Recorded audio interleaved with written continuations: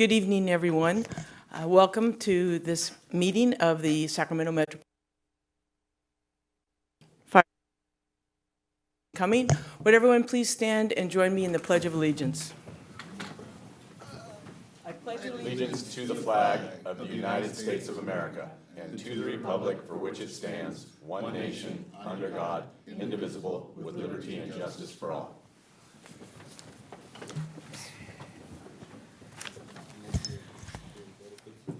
All right, we have our call to order, pledge to the flag. We have our Metro Cable announcement. The opening session meeting is videotaped on Cablecast for Metro Cable 14. Replay on Sunday, March 31st at 9 a.m. and Monday, April 1st at 6 p.m. on Channel 14. Webcast at www.sacmetrocable.tv.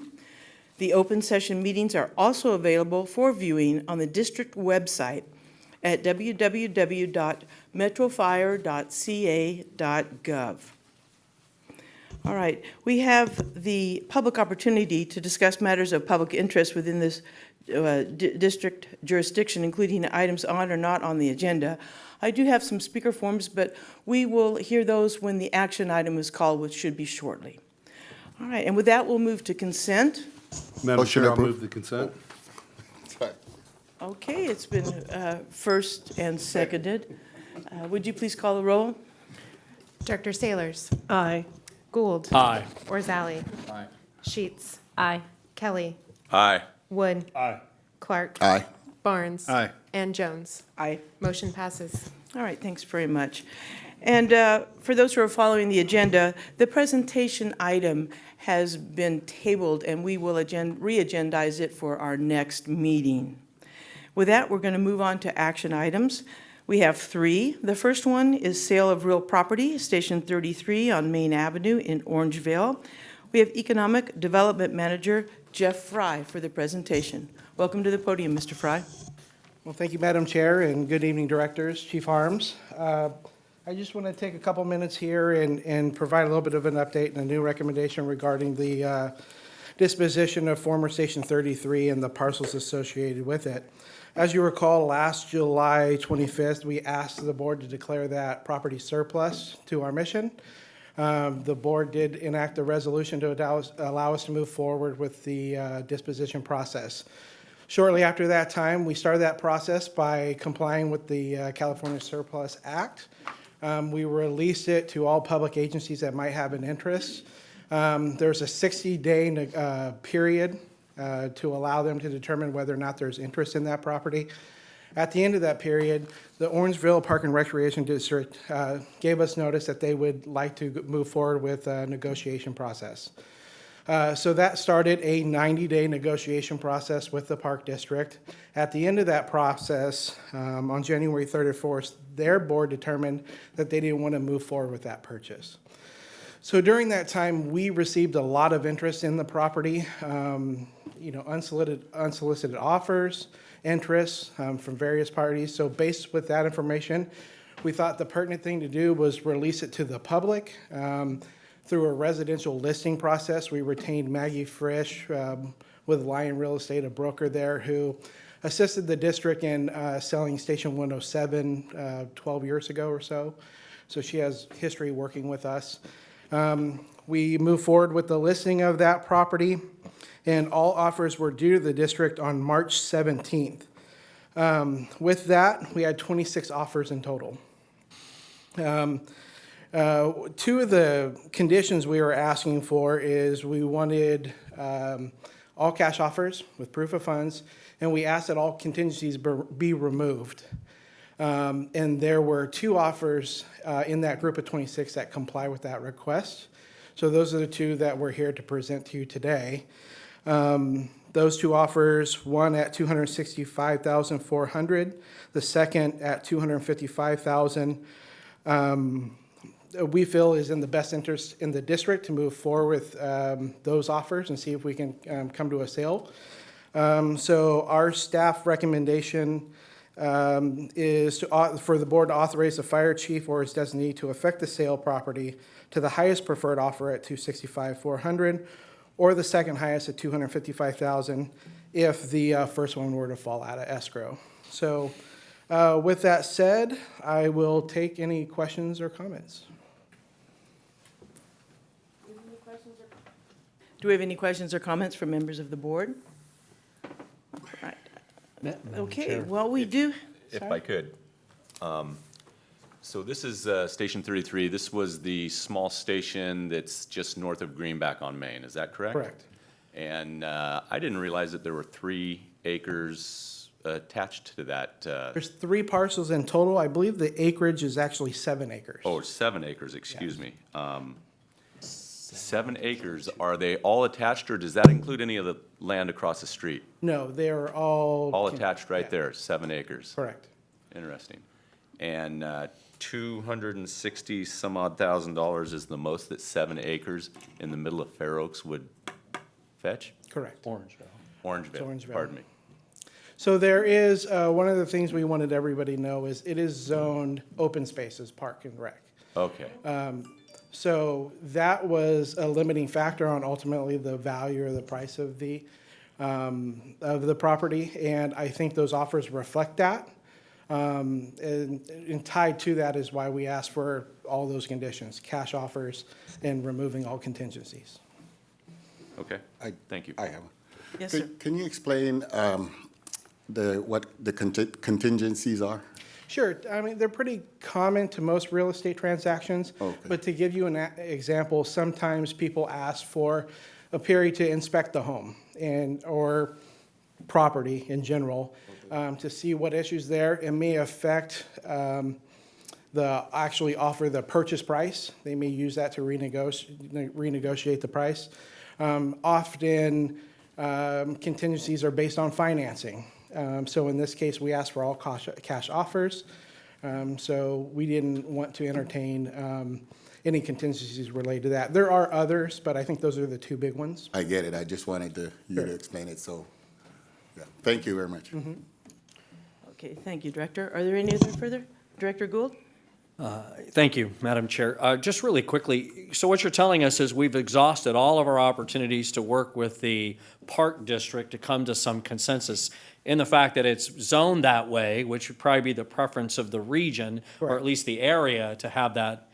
We've done everything we can to negotiate with that board to affect some kind of a use that they were intending. Correct. And in essence, to your point, with that zoning, for all intents and purposes, we had one buyer, which is the Park District in that area. When they said that they were no longer interested, it allowed us to move forward with this process. So yes. Well, it's a shame, because you would think that if they at least initially said that they had some interest, that we could figure out what that was and in the best interest of that area, maybe work something out. But Yeah, it we sounds met- like we've exhausted that. Correct. And we met with them several times to help them try to problem solve. But at the end of the day, their board took a vote and turned it down. It's too bad. Well, Thank you, Mr. Chair. you're welcome, you're welcome. Good comments all, good comments and questions from the directors. Thank you very much. Anything further? All right, we're going to move to public comment.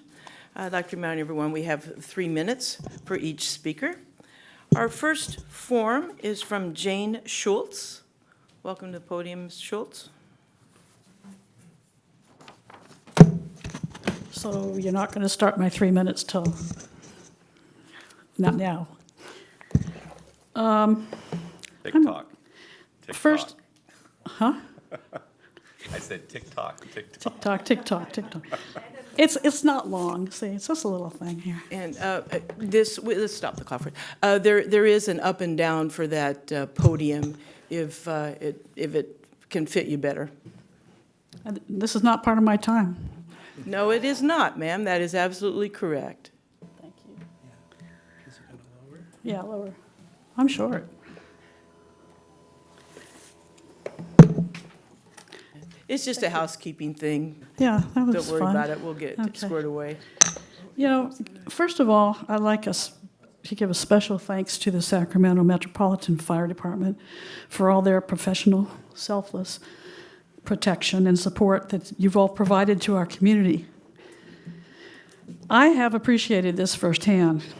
In my 40s, I participated in your CERT program. In fact, I was in the second class.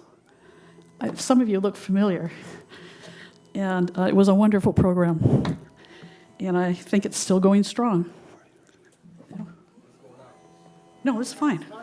Listen, It's fine. Melissa? Thank you. And now, as a 75-year-old, I've lived in Dredger Way for more than 40 years as an original homeowner. I think I'm the only one left.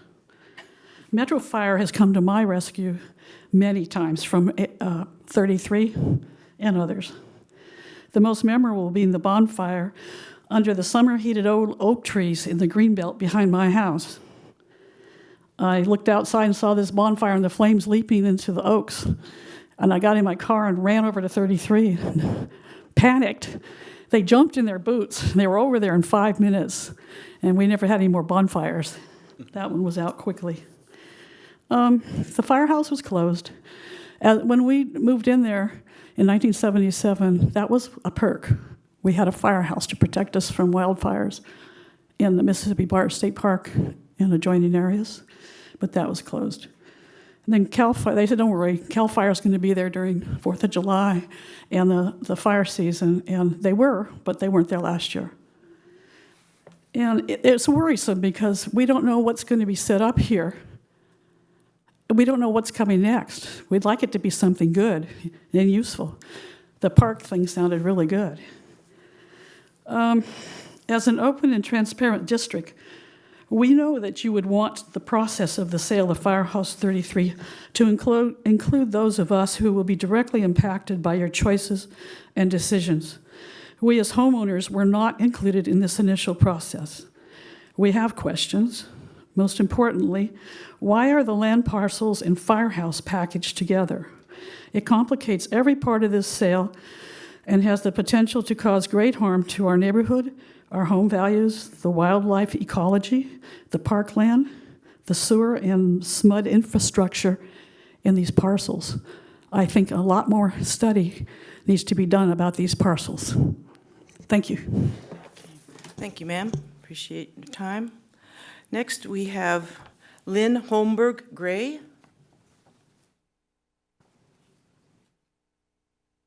Welcome to the podium. Thank you. Of course, I'm a lot taller than Jane. Does that work? We just kind of have questions, being the back neighbors of Sac Metro Fire Department Building number 33. We loved it when we moved in, and we had firefighters there, and every once in a while heard, "Mah, mah." It was great excitement. And I have had very many pleasant experiences with the fire department, especially when they removed the kitty from the drainage cover in the back. Thank you. Our worst nightmare is that someday we will return home and look out our backyard and find not trees, but bulldozers and no trees anymore, and someone who says, "It was my job. They told me to do it. I wasn't supposed to." We know that there is a drainage ditch that goes through the bottom of the property, but we don't know anything about where these 3 parcels are.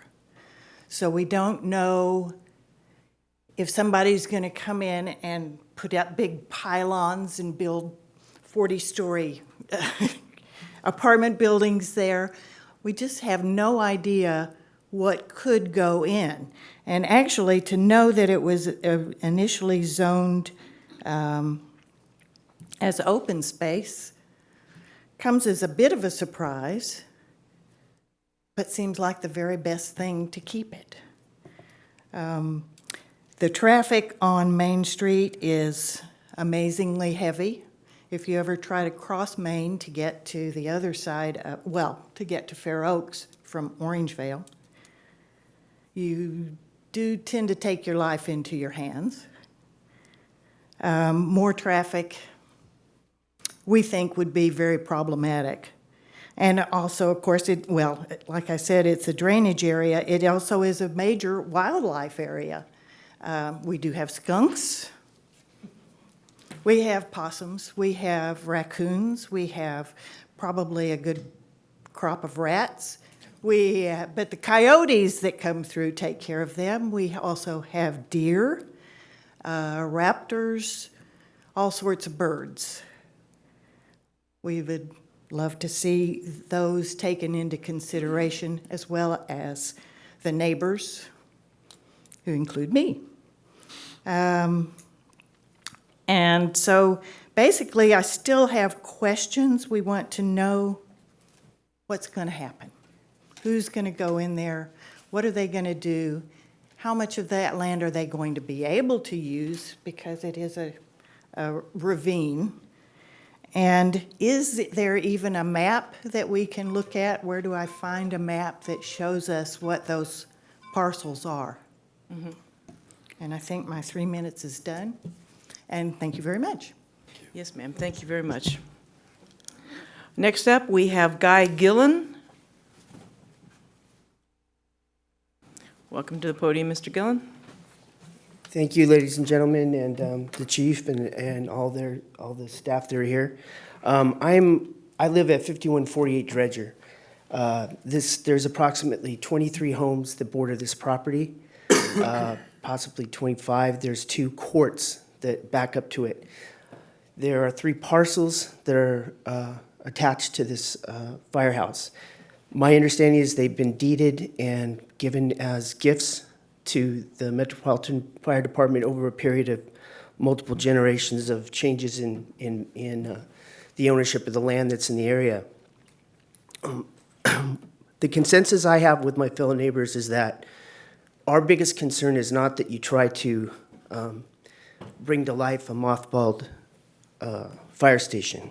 Our concern is that at some point, I feel as if there's a change in the attitude of the Metropolitan Fire District about the land itself. It was given to you to be taken care of for the community. As community members, it's in disrepair, and what I mean by disrepair, it's overgrown.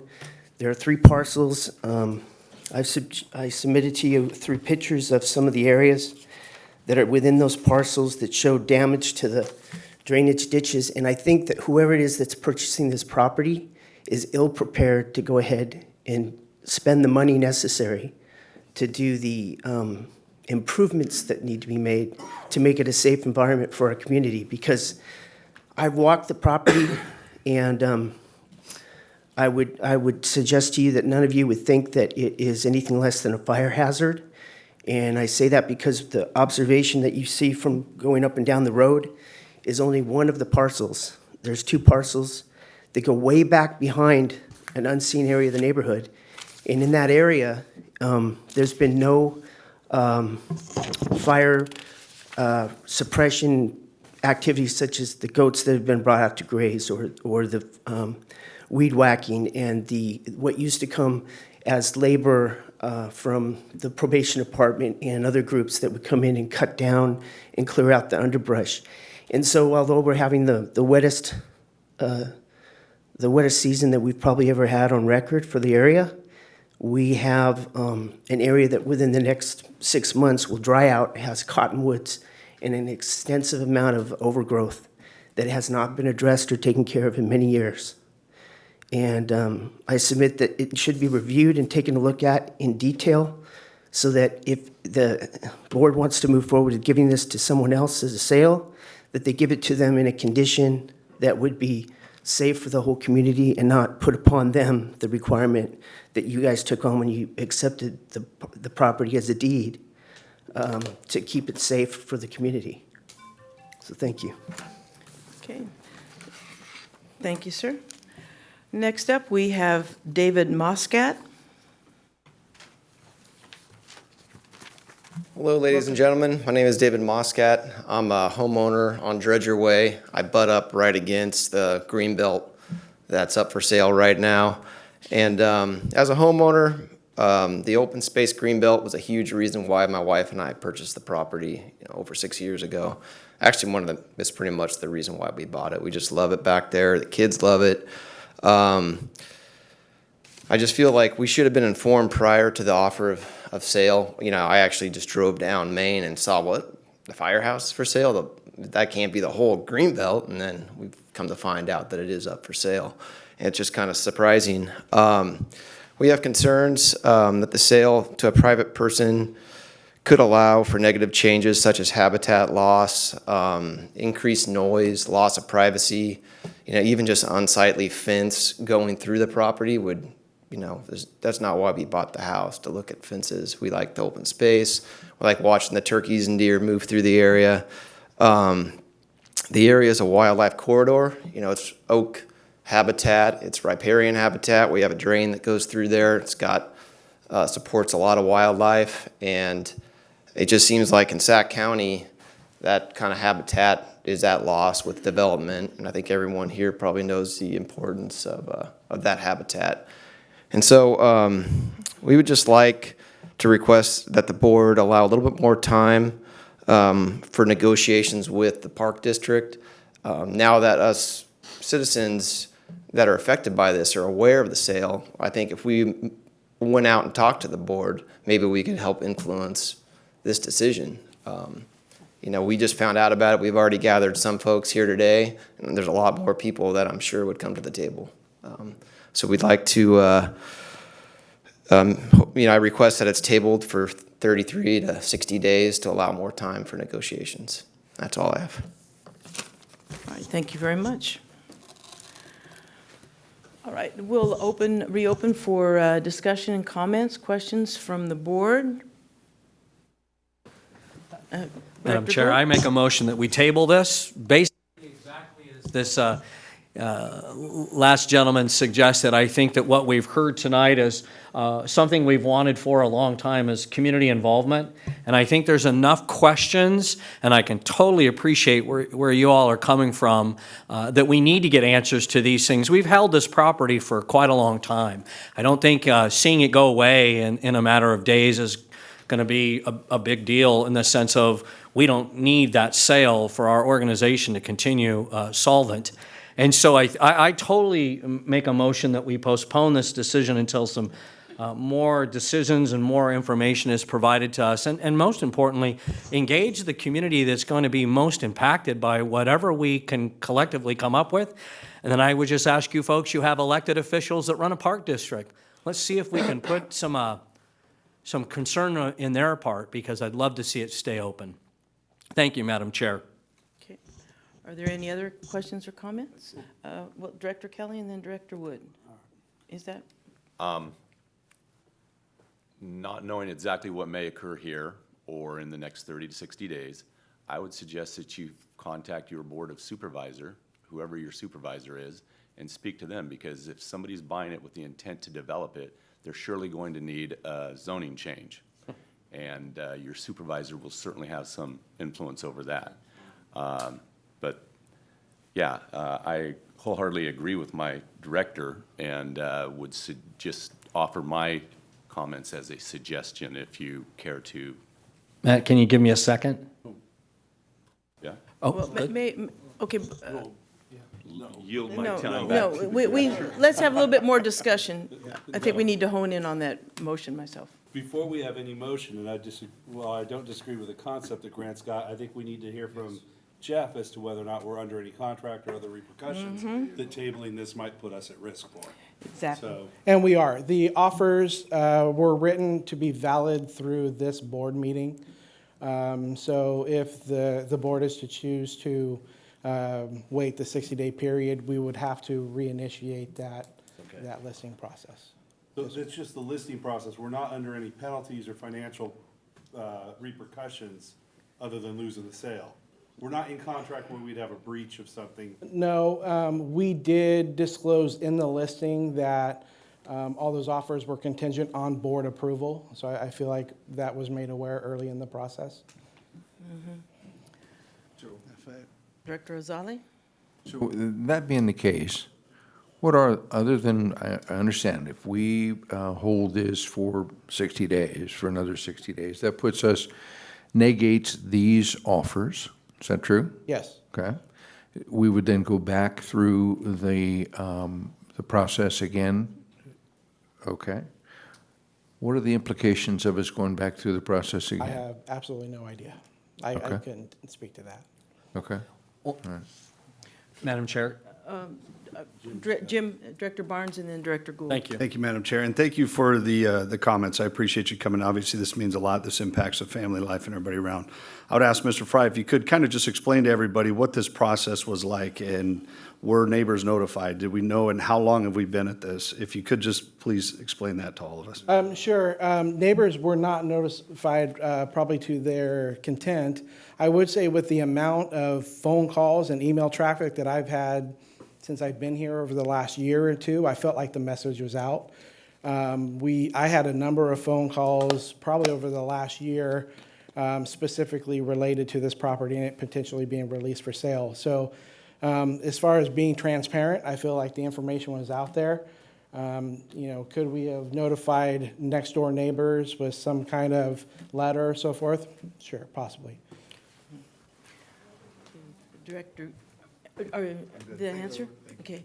Director Gould? Thank you, Madam Chair. Well, I think this is just such a classic example of how a director of that area could hold a community meeting and get the input and do the things that we often do when we want and really need that community input so that we can have a better handle on the behavior that we need to take in the 30 or 60 or 90 days down the road. And the reality is once we have those meetings, we may go down a completely different path. We may not even go to another commercial sale of property, so on and so forth. So I think let's do that 60, 90-day kind of stand still and see what we can do to get more input and more ideas and maybe, input from park districts and supervisors and other people that'll be significantly impacted by this.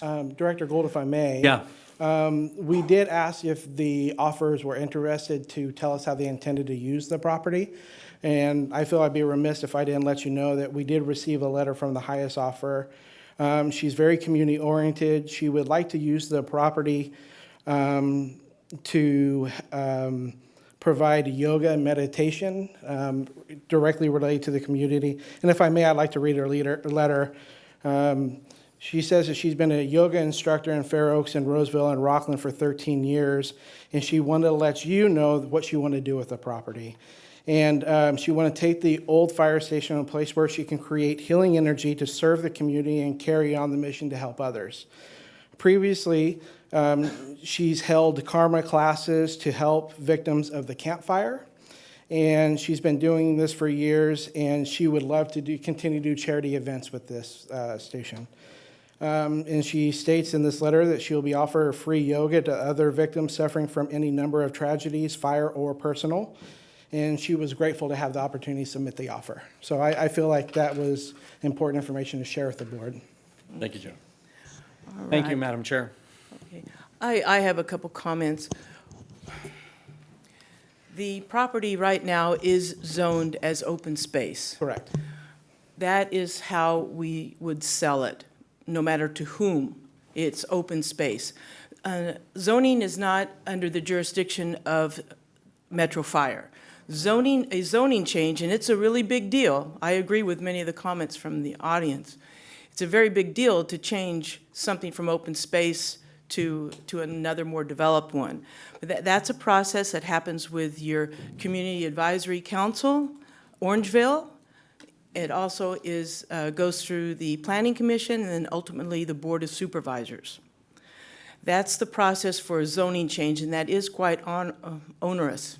Yes. Very onerous. So, again, I can understand a very specific question.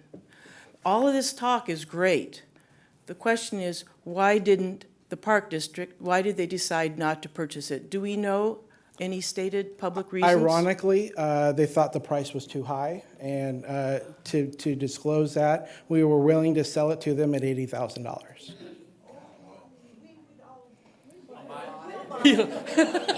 Yeah. Well, now, unfortunately, see what? Could be an option. There's a very real legal situation, as I'm sure everyone in the room understands. One government organization, nonprofit, to another organization, like fire district to park district. That's a special area. That would be a gift of public funds if we gave it away to private individuals or commercial for-profit area.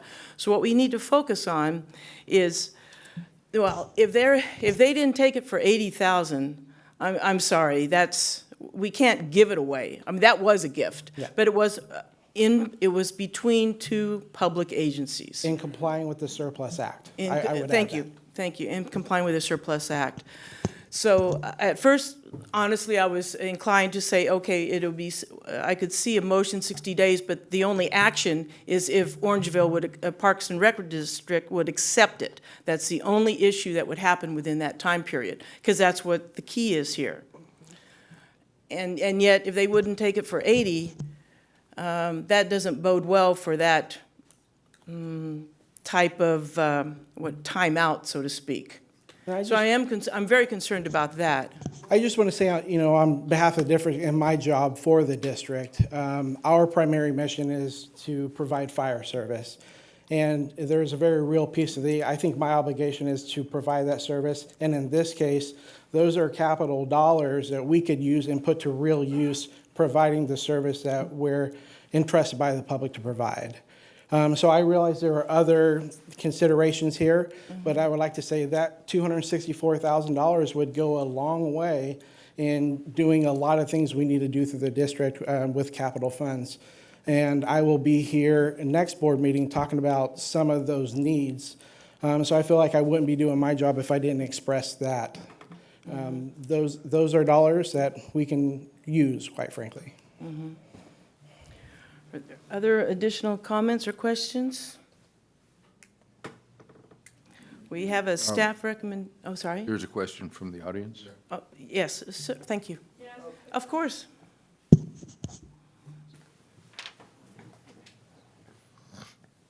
I think another thing that could be considered is, and I don't know the answer to this, why is this open greenbelt area included in the sale of a Firehouse 33? We don't care if you sell the Firehouse 33. It's the open, clear area where there are so many animals, birds, reptiles. I mean, you'd be disturbing the ecology. Who knows whoever ends up buying this property decides to do with it down the line. At that point, we would have no control. I don't know why they're including it. That's all. No, thank you for the question. One moment, please. Now, technically, it's a courtesy for questions from the floor, so let's proceed with the staff response. Yeah, I would just comment, again, our mission is to provide fire service. To retain one parcel for a use other than providing that fire service doesn't make sense to us.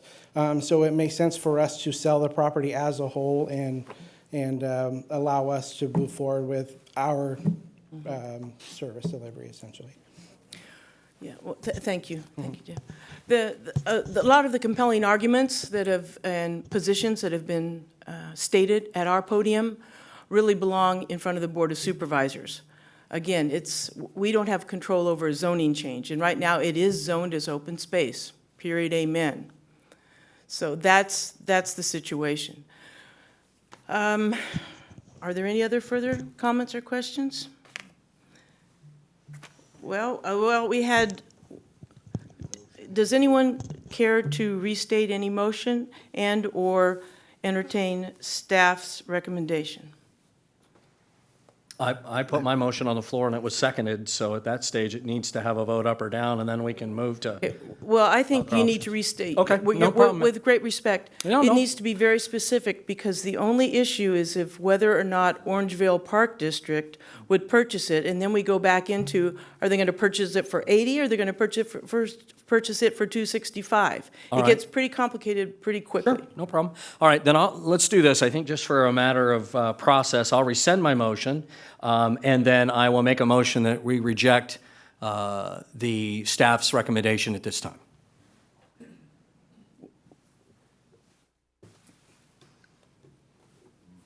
Any comments? Madam there's Chair, no just second. Oh. I mean, as far as I'm sorry, I disagree with my colleague on this. Again, from the human standpoint, I get what you're saying. However, with the recommendation of where we are and hearing what Madam Chair's comments are regarding opening up to hoping Orangeville Parks now re-engages in conversation, that may or may not happen, and that's on a wish. the planning regarding what is going to happen with that property after potential purchase is in the hands of the Board of Supervisors, and I agree with you on your comments on that. As far as not getting into the policy, I'm sorry, I'm not going to second that at that time, but I am open to making a motion to accept staff recommendations at this point. Okay. Well, we'll give it to 3 for a second for the first motion that was presented. Hearing none and seeing no second, we move to the additional motion, to the next motion up from Director Barnes, I second. and it's been first and seconded. Is there any other further discussion?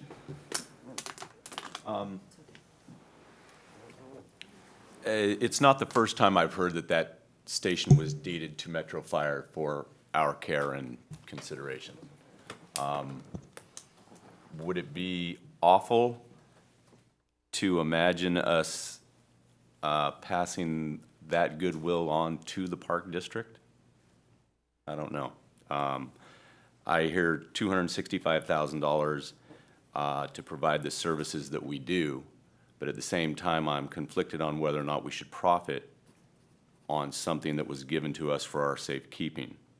And so I wonder aloud if it would be completely unrealistic to imagine trying to negotiate with the Park District to have some type of assurance that the safekeeping of that property is not given away for $265,000, but it is passed on to somebody that in turn will safekeep it.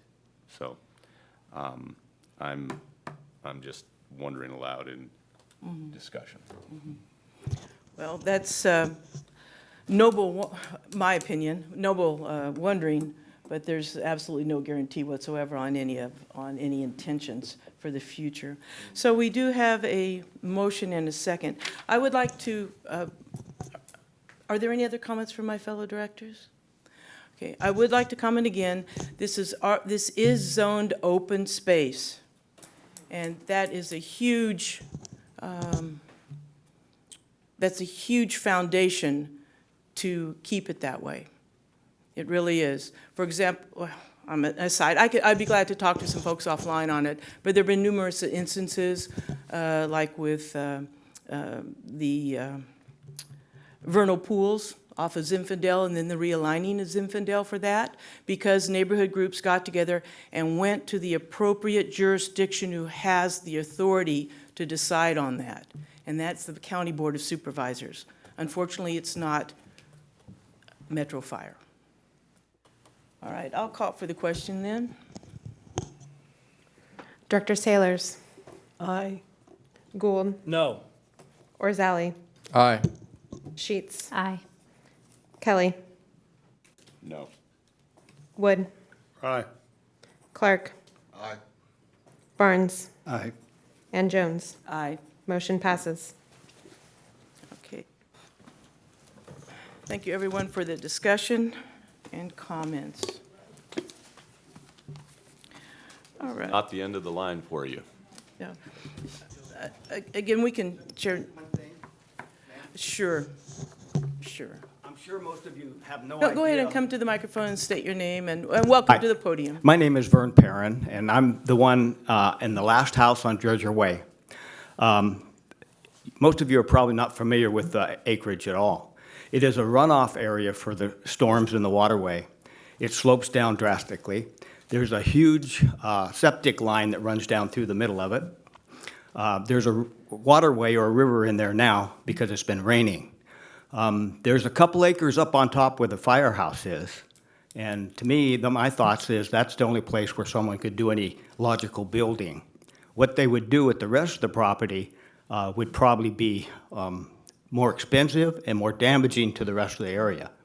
I have seen mountain lions in there. I've seen bobcats in there. I've seen lynx in there. I've seen many deer. When I first moved in there 38 years ago, 39 this year, there was a herd of bucks that used to run up through there. Unfortunately, the traffic coming down Main Street has killed a lot of the deer and a lot of the wildlife. And I just think you should at least know what the area looks like before you vote on something like that, and it's too bad you didn't give me a chance to speak. Thank you, ma'am. Thank you for your comments. All right, moving on. We have action item number 2, replacement of wildland personnel protection equipment purchase. Chief Bridge. Good evening, President Jones, directors. Eric Bridge, Deputy Chief Operations. Metro Fire's current wildland PPE specification is no longer available, and Metro Fire needs to purchase a new wildland PPE with staff's newly adopted wildland PPE specification.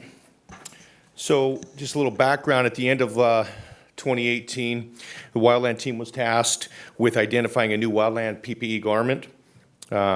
Since then, there's been many advances in in the garment technology since our last specification. And a research study conducted by the Department of Homeland Security in conjunction with the U.S. Army and NATIC Soldier Research Development Engineering Center has provided extensive information and data. The wildland team has utilized the data from this study, the CAL FIRE Wildland Firefighting Hazard and Risk Assessment, as well as sample fabrics and garments to come up with a recommendation for Metro Fire's next generation wildland PPE specification. So we have an ongoing need for wildland coats and pants. The team decided on moving forward with CAL FIRE's current specification, which meets the Department of Homeland Security Office of Science and Technology, Wildland Firefighter Personal Protective Equipment Section Guide, the CAL FIRE Wildland Firefighting Hazard and Risk Assessment, and NFPA 1977 current edition.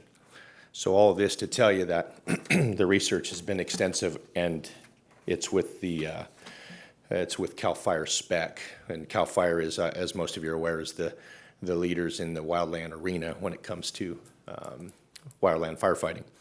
So approximately 600 sets will be purchased in this fiscal year, and $320,000 has been budgeted for that.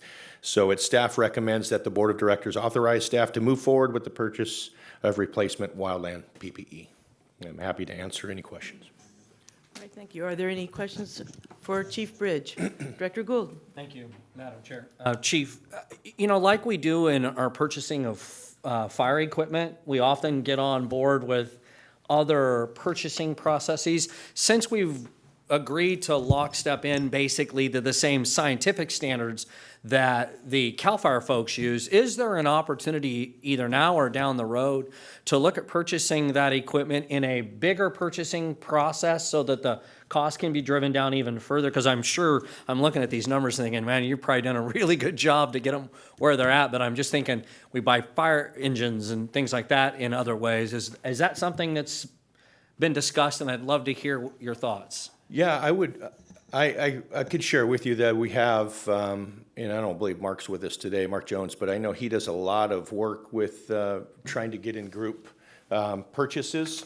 And when it comes to purchasing on different agencies' orders, we do save a lot of money on that. So, but what I'll say to you is I will research that so I can give you some more information and background where we're at with that when it comes to other purchases. Sure. We have obviously a great deal going with our apparatus, with our purchasing of apparatus, which, by the way, we have a couple up front for you. It just seems really logical to me that you've adopted a standard that a major organization already has adopted. Yeah, good. When we go to purchase these, it'd be wonderful if they're buying 10,000 and we buy 600, we get even a better deal. So it sounds like you've got an expert. Yeah, we're fortunate. Grant Russell's here. He's with our wildland team, our PPE Awesome. team, and a few of the other members are here too, so I'm glad you're here. Thanks, Grant. Go ahead. So I can actually answer a question. I led the research, and we are actually piggybacking onto CAL FIRE's bid. So we are purchasing off their purchase bid in their contract. Excellent. That was a great answer. Yes. I texted him real quick, said, get up here, please. Repeat for the Thanks, camera. Grant. Any other questions? Yes. One. What's the expected, the life expectancy of one of these units? See what I did there? Very nice. Yes. Why don't you just have them stay there? Yeah, it's the technology changes, so I'd rather we go with the experts to give you a good, solid answer. So right now, the technology, the way it's changing is they're looking at a minimum of a 5-year life expectancy. Our turnout gear, our structural turnout gear is at 10 years, but that life expectancy is expected to come down to 7 or 8 in the next NFPA rewrite. So NFPA 1977 is currently under revision, and it is expected to address the life expectancy. CAL FIRE and the Forest Service are looking at 5 years. We don't use our gear to the level that they do, so we have the expectation that our gear should be able to last a little bit longer than that 5 years. And I had the opportunity to have a discussion with the chief about this issue yesterday, and thank you for that. I appreciate it.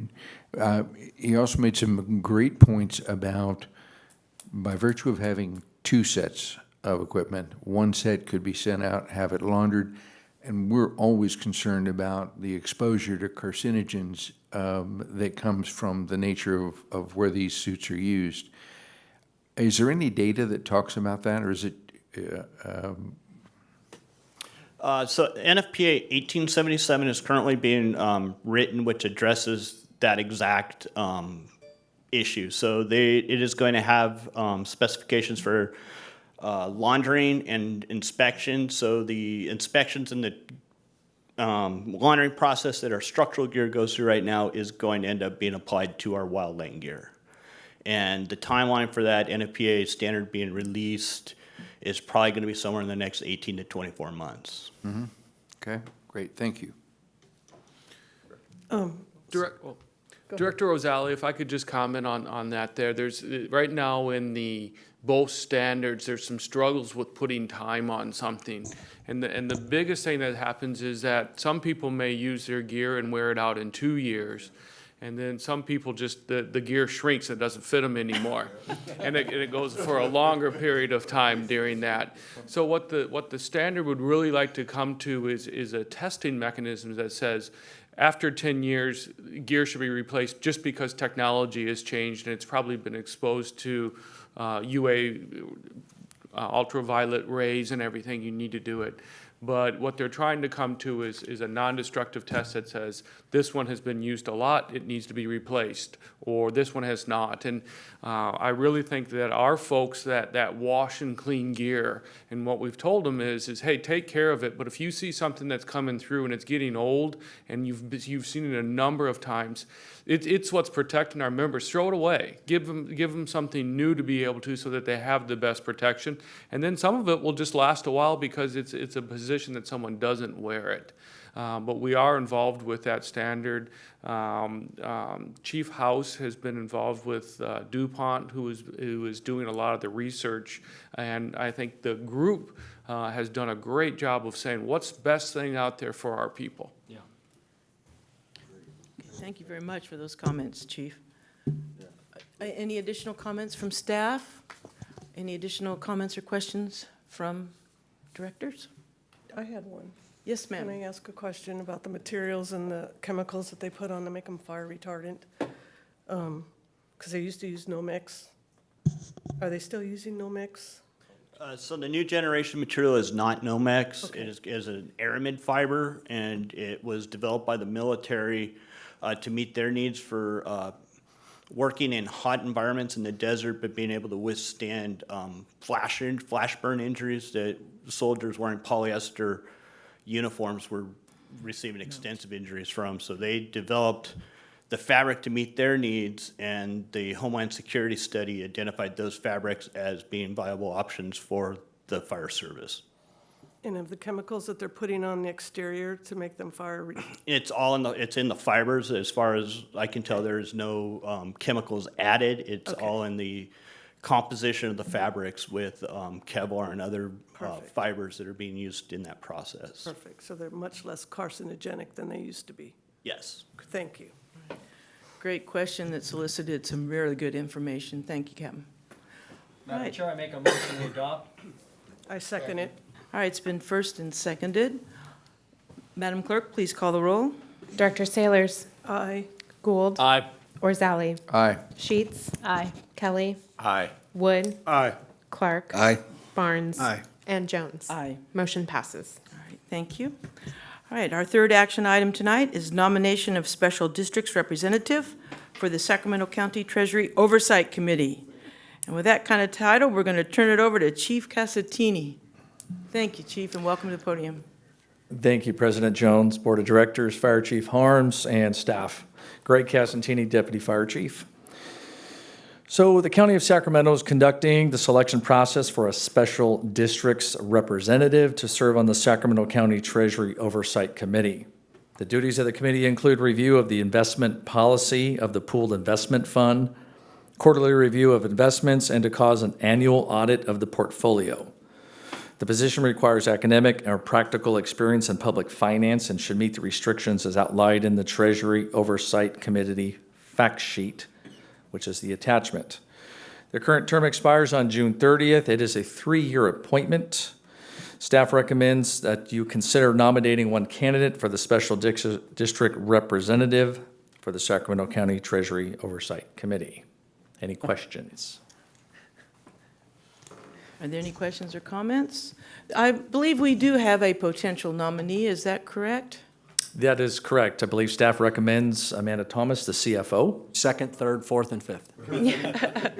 All right. Staff recommendation is for our CFO to be nominated for this position. Do I hear such a motion? Yes, I'll make that motion. I'll second, third, and fourth. Down the line, I think unfortunately we still have to call the roll. Madam Clerk? Director Sailors, Aye. Gould, Absolutely. Borzali, Very enthusiastically. Sheets. Aye. Kelly. Have you asked her? Thank you. That's awesome. Handcuffed to the Yes. chair. Do you accept? Yes, we have. Voluntold. Can I vote again? Director Wood, Aye. Clark, Aye. Barnes. Aye. And Jones. Aye. Motion passes. All right, thank you very much. Thank you. All right. Okay, we've completed our action items. We're moving on to reports. The President's report, I'm sure other folks will mention it too. We had a dedication this morning at Station 101 for death on the line of duty death. And it was, took a while to get there, but we have established a tradition. And with the first step of that tradition being accomplished this morning, I was very proud to be a member of Metro Fire. All right, that's all I have for the President's report, and I'm going to turn it over to the Chief, and I'm sure he'll be much more eloquent on the different occasions that have occurred. Directors, thank you very much. As you said this morning, we had our first dedication. That was a policy that had been in place for a number of years. Captain Andy Whaley had came and met with myself and Trevor Jameson from Local 522 and asked for our support for moving it forward. I think it showed how we can work together with all the different folks within the agency.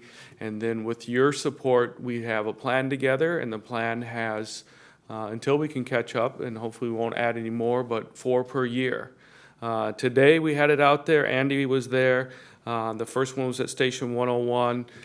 The crew, all 3 shifts, the crews out there were just unbelievable. I don't think you could find a bit of dirt in that fire station for a place that was built in the 40s. They did an unbelievable job of putting that together and having it out there. The Honor Guard participated today, and Jim's wife was there and daughter was able to be there. And I had a chance to talk with them afterwards, and they were just so proud and so happy of what the district has done and what we have done to support them over the years. It was quite the showing of retirees, but I would say there was just as many younger members that were there that probably never had an opportunity to ever meet him, but being able to do that and put up the plaque really means a lot. The last thing is just Brenda Briggs. Kind of took the lead on all the stuff that you never think about that has to happen behind the scenes of getting everything and coordinating it and getting it done. And she did just a great job of doing that. A number of you were out there today. Thank you for attending. And as we move forward, our goal is, as I said, to kind of have a consistent program as we go through and mark each one of these stations. Moving on, we had one retirement on March 14th, Engineer Mike Morse, 24 years, retired. We wish him well. On the 18th, we hired a new lateral firefighter paramedic. His name is Terry Davis. We had him here, and we had a chance to talk with him a little bit with staff. He comes from Detroit, and he has moved, and his wife and family are moving right behind him, and he is very excited from a move from the Midwest to the West Coast, and he said the rain doesn't bother him at all. We had an EMT in our single role program, Anthony Del Zorgo, move up from being an EMT to a paramedic, so congratulations to him. And as far as some recruitment stuff, we're recruiting an EMS day captain right now to come in on staff and spend some time on staff. A number of meetings going on. We have some meetings going on with the UC Davis Fire Department, the City of Davis on some training, and kind of they have their own training, sort of like our JPA, and to make sure that we don't compete with each other. And so that if we're offering classes here, that they're not offering the same classes. And so sitting down and planning those classes out and working so whatever the need is in the region is that we're able to meet that but not compete against each other. So very good meeting there. Part of the executive staff went down the other day to Station 52 and participated in live fire training. Unfortunately, Chief Eric was busy and couldn't go with us down there during that time, Chief Shannon. But the rest of us went down and participated. Had some meetings with our legal counsel, kind of some ongoing meetings on 201 rights, ambulance rights, just a number of things that have happened around the state, most of them to the south of from where we're at, and really no real effect on us, but we always stay and watch what's going on. Last Friday on the 22nd, the association had a retirement dinner, very well attended, and quite a few good stories that were exchanged by the retirees as they received their awards. The last thing is just next week, we host I think it's the Northern California Fire Mechanics Academy. It's something that goes on every year. Our shop has been a key person in pretty much setting it up, bringing folks that are mechanics all over the state, but really focused on the northern portions of it. They have a kind of a show and tell on Thursday, and then Thursday night they'll have a banquet that follows up. And if you think about we were talking last year about it and just recently with Shay about it, of how complicated our apparatus today have become. From what you'd look like even in our own vehicles, that not only do they have to be able to work on the engine, but just the electrical systems and the computers that are built into those large pieces of apparatus, is that there's a whole electrical engineering side of it that the mechanics have to do. That ends my report unless you have any questions. Any questions for the chief?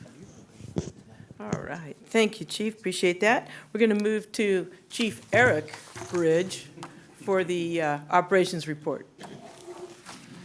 Good evening, directors, again. So it's a long time away. But I'm grateful that our experts are here tonight. Obviously, we were able to provide the information that we were looking for earlier, but we're bringing over some of our new apparatus tonight. I believe Type 3 and Type 6 out there, is that correct? So they're still out front, and maybe some of you saw those on your way in. They're just been released from our logistics divisions where they were loaded up with all the equipment, and they're ready to find their new homes. So one of them will be down at Station 50 in the south area. The other one, I believe, is 428. So I'm getting that right. So at Station 28. But so we look forward to looking at those on our way out when we get a chance. But as far as the numbers go, we've the first 3 months of the year last year, we were right around 24,000 calls. So I just want to kind of give you perspective of where we're at. This year, we're trending there. We're about 23,000 calls. So just a little bit under, but for the most part, staying pretty flat for that. But as far as since the last board meeting, with about 3,000 dispatches for EMS, and we're transporting about 75% of the time now. And we've had about 13 building fires. And we also had about a total of 4,000 calls since our last board meeting we've had. Also, today was a final day of our captain's exam. So we had 32 candidates that participated in that process. The scores are being tallied. We're hoping for a list of 32, but we'll see that I don't know if we've ever done that in the past where we've had 100%, but we're always hopeful. But I know they were well prepared, and the word I'm hearing back from the assessors is that we have a very bright future here with future leaders. So it was nice to hear that from those assessors coming from throughout the state. So that concludes my report, unless you have any questions. Any questions, comments? Thank you, Chief, appreciate it. All right, next we have Local 522 Representative, Trevor Jameson. Welcome to the podium. Good evening, President Jones, directors, Chief Harms, and staff. Again, I want to just reiterate today's event at Station 101 for James Saunders and his memorial and dedication was a very great event, and the amount of people that showed up was, I don't want to say it was surprising, but it was, and it was great to see, to support his wife and daughter, and it was just a very nice event. I want to just take a few moments and also direct again the board to the membership of Metro Fire. We are leading the charge out there. I think you see some of the things that are being done over and over again, people doing different things. We're talking about Wildland gear.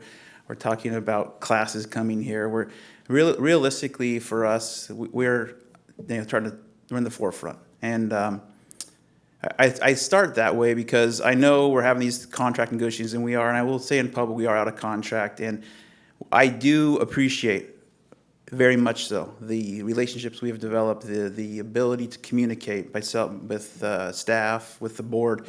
But 522 and the membership I represent is resolute. We feel like we've done our research, we've presented where we're at. We want to move forward and make progress. I will be reaching out to the board, and I know you guys probably all know that, and we do communicate a lot and continue to educate. But I say this to you in a way that we're about making this district a great place. We're not about putting the district in a bad position. We're about doing what's right for the membership, doing what's right for the community, taking care of the membership. That's what my job is, to make sure that we do the best, and we are leading the way. I believe that our membership deserves to lead the way. And when I say that, it's with, a good heart, and for my membership wants to be the leaders. They do. And they deserve to be the leaders. They provide an amazing service to the people that you represent. And that's all I have to say tonight, but I do appreciate the dialogue. I appreciate the ability to speak to all of you and with the chief. Him and I and his staff, where we are able to communicate in a very good level. We are not fighting.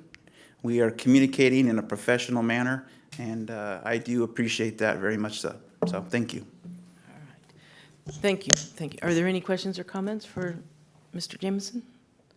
All right. Thank you, sir. Okay, next up, we have committee and delegate reports. There is no executive committee report, and any next meeting will be announced in the future. Communications Center, A.C. Wagaman, welcome to the podium. Thank you, and good evening, President Jones, directors, Chief Harms, and staff. Tyler Wagaman, Assistant Chief Operations, speaking on behalf of the Communications Center Board.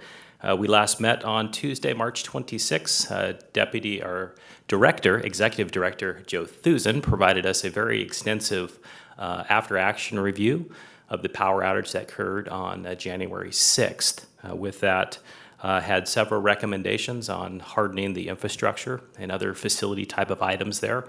And I'm happy to report a lot of those items are already underway, which is extremely important. Our next meeting is actually going to be canceled, so we will meet again on April 23rd will be our next meeting. That concludes my report, unless you have any questions for me. Okay, hearing and seeing no further questions. Thank you, Chief. Appreciate that. Item 4C is the California Fire and Rescue Training JPA. DC Shannon is not present. However, I am to report out that there is no update, and just the next scheduled meeting is on April 18th. Now we go to the Finance and Audit Committee. Director Kelly. The Finance and Audit Committee had a meeting scheduled for today, which was canceled, and we will meet again on the 25th of April. Thank you, Director. Policy Committee, Director Gould. Thank you, Madam Chair. Next meeting for the Policy Committee is hopefully April 11th, 2019 at 5:30 in these chambers. All right, thank you very much. All right, before we move into closed session, we do have the one item. We will take board member questions and comments. And I'll start on my left, and we'll work across the board. Director Barnes. Thank you, Madam Chair. I just want to say thanks for everybody that attended the dedication today and the colleagues that were able to show up. You know, it's tough in this position. We sit up here and we brag about the organization and the membership and everything it does, but unfortunately there are obligations that require us to be elsewhere. But to know that you're taking this as a priority to recognize the great effort in a profession that is noble, and unfortunately, people do give their lives in this profession. So thank you to everybody who went to that. It's unfortunate, it's the best choice word I could use, but having to be other places when you really want to be somewhere else. So thank you for everybody that attended that. Secondly, Mr. Fry, thank you for your presentation. I know it's tough when you have a mission from us, and the reality is we got heartbeats behind that impact those, and I know that affects you as well. So thank you for giving that, and I appreciate the presentations today. That's all I have, Madam Chair. Thank you. Okay, thank you very much. Director Clark. Yes, I would like to thank everybody for their presentations tonight, and I also was glad to see members of the community engage and share their concerns with us regarding the Station 33 and that property. I also would like to congratulate and wish them well, the retirees. That's all I have, Madam Chair. Thank you, Director Clark. Director Wood. Thank you, Madam Chair. First off, I want to welcome back Melissa. It's good to see you back here. And Michelle, thank you so much for all of your help while she was out. You were extremely helpful to me, and I know everyone else, so thank you. I did get to attend the dedication today for firefighter Saunders. It was absolutely wonderful. This is a very professional, very wonderful event, like everyone's already said. And I just want to say thanks to the chief and to 522 for finding and dusting off our old policy and putting it in play now. Even though it's taken a lot of years to get to it, the fact that we're now doing this and going to continue, it's a message to our members that we won't forget you. And I didn't check this with you earlier, Madam Chair, but we should close with a moment just in honor of Saunders and the others that have gone with him. Thank you very much for that consideration. Appreciate that. Director Ozali. Thank you. I'd like to personally thank Michelle for everything that you did in that period of time. I know that I was an incredible nuisance, and I strive to be. And I know that Melissa has missed my phone calls a great deal, but she will get used to having them again. Mr. Fry, I wanted to thank you for your presentation this evening. This was not an easy thing, and I really appreciated all of your efforts in going through this. And in closing, I wanted to congratulate our CFO. You are, in my recollection, the first person to actually receive 14 votes from this board of approval, so go you. Thank you, Director Ozali. Oh, Saturday Night Live comes on soon. We'll look for you there. Okay, Director Gould. Thank you, Madam Chair. Like my colleagues, I want to thank the staff for a wonderful experience today at Station 101, and really well done. And thank you very much for the attention to the family that was there, that sacrificed a great deal, obviously. So thank you for that. And I want to thank the chair and my colleagues for the vigorous debate this evening. I mean, it's exciting, actually, to have a debate on occasion. That's a good thing. And so thank you for that. I really appreciate, as my colleagues have already said, the community being engaged. And so that's really a really great example of democracy. And we really should be looking for those kinds of opportunities. Thanks for the update on Wildland. It was nice to have that feedback. And I knew the answer before I asked the question, but I thought I'd make the chief a little uncomfortable. Congratulations to the candidate on the Treasury Oversight Committee. That's really well done. And I'd just like to make sure that everyone understands that the presentation item that was postponed tonight was really about calling out the fact that our chief won. So we're just going to have to postpone letting everybody know that he won, right? So not a big deal, but he won, and I think that's important. Thank you, Madam Chair. I think that's 14 he won. It's good for you. Yeah, good I for could you. go 15. He won. Director Sailors. So now I get to see what it's like when everyone else has spoken and I get to go. They've hit on everything. So the memorial service this morning was wonderful. It was just perfect. I'm glad to see that got kicked off. Amanda, congratulations. Well done. I hope you get in there. Everyone did a wonderful presentation tonight, and Jeff, I think you were spot on. Thank you for the wonderful work you do. I know that's a tough position to be in. Good luck to all the captains who took their test today. And I know that's a tough test to take. And everyone else has covered everything else, so pass it on down. Thank you, Director Saylors. Director Kelly? It has all been said, and I will reserve my comments. Okay, thank you. Director Sheets? Good evening. I wanted to thank Jeff for the presentation, but also the dialogue and questions that I had that you were able to answer so that I was able to make an informed decision, and I appreciate that. I also do appreciate the community engagement, and I am empathetic with their concerns. And thank you for the information that you shared with the avenues that they can go through to hopefully mitigate some of those concerns. I also was fortunate that I was able to attend the memorial service dedication today. That was absolutely amazing to see the support from command staff, frontline staff, and the retirees. So really appreciated the opportunity to support the family. Also would like to congratulate and send best wishes to all of the members who took the captain's test, and hopefully we do have a 100% success rate, and that's all. All right. Thank you, Director Sheets. I would just echo every single comment that's been made. Congratulations, Amanda, on your wonderful new appointment. Thank you to the, yeah, really, she hasn't said yet. Michelle, thank you so much. Melissa, welcome back. Wonderful to see you again.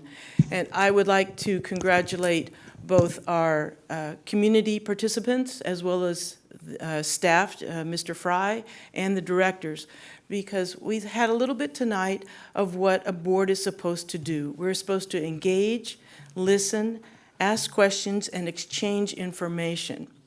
And that's sometimes hard work. You just don't sit back and read a packet. It's engagement. And so thank you to each and every person who engaged tonight on our discussions. With that, we're going to close with a moment of silence for James Saunders, and after that we'll go to closed session.